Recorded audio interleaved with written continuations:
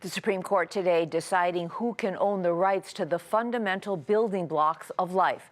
The decision that human genes isolated outside of the body cannot be patented is already having an impact on the big business of scientific research and medicine. Bertha Coombs has more.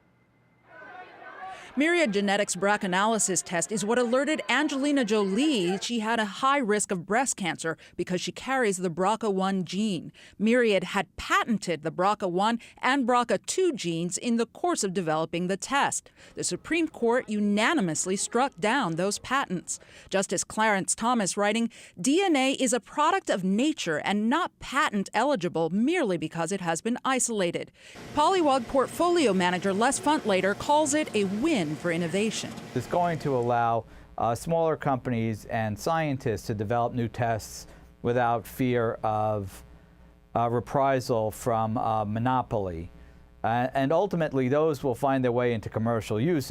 Myriad CEO hailed the decision in a statement saying, "We believe the court appropriately upheld our claims on cDNA, ensuring strong intellectual property protection for a BRCA test, a test which represents 75% of Myriad's total revenues." Investors initially sent the stock to an all-time high after the court ruling, but by late afternoon, shares fell.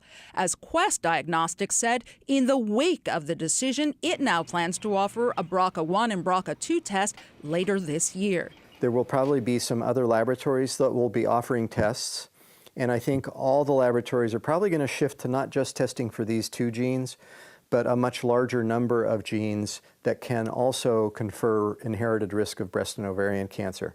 But Piper Jaffray analyst Bill Quirk says Myriad's test has set a high bar. You need to know what all those mutations mean. And without the benefit of having a database, which Myriad has and which a competitor at this point would not, it's going to be really difficult to argue that a, say, $800 competing product is even equivalent to their $3,000 test. But clearly the door is now open for other genetics testing firms, and consumer advocates say ultimately that's a big win for patients. For Nightly Business Report, I'm Bertha Coombs.